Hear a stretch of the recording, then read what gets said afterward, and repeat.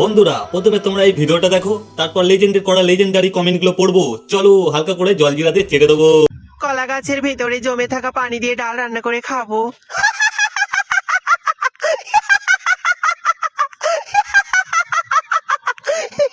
হ্যাঁ বন্ধুরা, তোমরা ঠিকই শুনছো। আজকে আমি কলা গাছের ভিতরে জমে থাকা পানি দিয়ে ডাল রান্না করে খাবো। এটা আমার অনেক ফেভারিট, অনেক দিন হলো খাই না, তাই ভাবলাম যে একটু রান্না করে খাই। তো দেখো আমি ডালটা কিভাবে রান্না করি, সম্পূর্ণ ভিডিওটা। তো তোমাদের সাথে কথা বলতে বলতে আমার ডালটা রান্না প্রায় শেষের দিকে, এখন আমি এটা পরিবেশন করলাম। তো এখন খাচ্ছি। দেখা হচ্ছে নতুন ভিডিওতে। तो चलिए शुरू करते हैं। হাসিটা খুব সুন্দর। समझ रहे हो समझ रहे हो आप समझ रहे हो ना। তুই কি মানুষ নাকি পেতনি?